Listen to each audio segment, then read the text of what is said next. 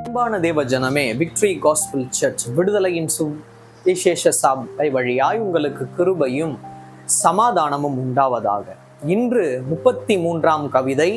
இதோட தலைப்பு பார்த்தீங்கன்னா, அவமானம் எல்லாம் ஆசீர்வாதமாய் மாறும்.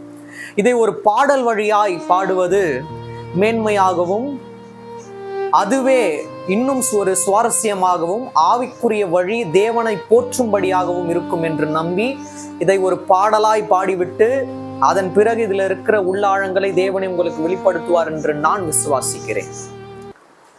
என் வாழ்வினில் நான் கண்ட அவமானம், அதை யாரிடம் சொல்லுவேன்? யாருண்டு எனக்கு, யாருண்டு எனக்கு, யாருண்டு எனக்கு உதவி செய்ய? யாருண்டு எனக்கு, யாருண்டு எனக்கு, யாருண்டு எனக்கு உதவி செய்ய? என் வாழ்வினில் நான் கண்ட அவமானம், அதை யாரிடம் சொல்லுவேன்? உள்ளத்தில் நெருக்கங்கள், உள்ளத்தில் கஷ்டங்கள், மூடி வைக்க முடியவில்லை. என் உடம்பிலே வியாதிகள், மனதிலே குழப்பங்கள், அதை கேட்க மனிதன் இல்லை. என் வாழ்வினில் நான் கண்ட அவமானம், அதை இயேசுவிடம் சொல்லுவேன். தேவன் உண்டு எனக்கு, தேவன் உண்டு எனக்கு, தேவன் உண்டு எனக்கு உதவி செய்ய. தேவன் உண்டு எனக்கு, தேவன் உண்டு எனக்கு, தேவன் உண்டு எனக்கு உதவி செய்ய. என் வாழ்வினில் நான் கண்ட அவமானம், அதை இயேசுவிடம் சொல்லுவேன். உங்களோட வாழ்க்கையில் நிறைய அவமானங்களை நீங்கள் கண்டிருக்கலாம், இப்பொழுது கண்டு கொண்டிருக்கலாம்.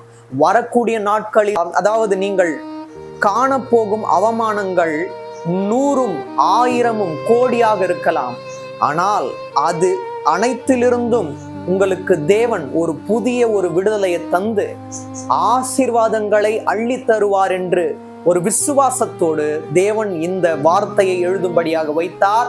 பாடலாக ஏற்றும்படியாகவும் தேவன் ஒரு பெரிய கிருபை பாராட்டினார். என் வாழ்வினில் நான் கண்ட அவமானம், அதை யாரிடம் சொல்லுவேன்? யாருகிட்ட சொன்னாலும், நம்மளுடைய அவமானத்தை பத்தி யாருகிட்ட போயிட்டு சொன்னாலும் அவங்களும் நம்மளை அவமானப்படுத்தும்படியாக தான் என்ன பண்ணுவாங்க? வார்த்தைகளை உபயோகிப்பார்கள். ஆனால் தேவன் அந்த அவமானங்களை ஆசீர்வாதமாய் மாற்ற வல்லவராயிருக்கிறார். யார் உண்டு எனக்கு? ஆரம்ப காலகட்டத்துல யார் உண்டு எனக்குன்னு ஒரு ஒரு கேள்வி எழலாம்.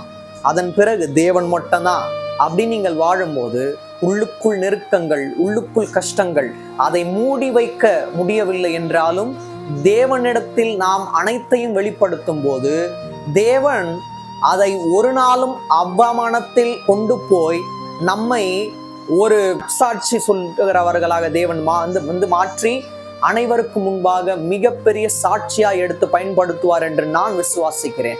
இறுதியாக தேவன் உண்டு எனக்கு, அந்த விசுவாசம் மட்டும் இருக்கணும். யார் என்ன வேணா பண்ணலாம், சொல்லிக்கொண்டே போகட்டும். உள்ளத்தில் நெருக்கங்கள், உள்ளத்தில் கஷ்டங்கள், மூடி வைக்க முடியவில்லை. உடம்பிலே வியாதிகள், மனதிலே குழப்பங்கள், அதை கேட்க மனிதன் இல்லை. யாரும் இருக்க மாட்டாங்க. என்னோட கஷ்டத்தை கேட்கறதுக்கு யாருமே இல்லையே அப்படின்னா பண்ணலாம். உங்களுடைய இருதயம் கேட்டுக்கொண்டு இருக்கலாம், யாருமே கேட்க மாட்டாங்க. கேட்கிறத போல இருக்கும், அவங்க காது கொடுத்து உண்மையா கேட்கறத போல இருக்கும். ஆனா யாருமே உண்மையாக கேட்க மாட்டாங்க. உங்களுடைய தாய் தந்தை கூட மாறிவிடலாம். ஆனால் கேட்க ஒரு தேவன் உண்டு. அவர் கேட்க ரெடியா இருக்க, நம்ம சொல்றதுக்கு ரெடி ஆகணும். அவ்வாறு உங்களுடைய வியாகுலத்தை தேவனிடத்தில் நீங்கள் சாற்றிவிட்டு உங்களுடைய அவமானங்கள் எல்லாம் ஆசீர்வாதமாய் மாறிவிட்டது என்ற ஒரு நம்பிக்கையில் இருங்கள்.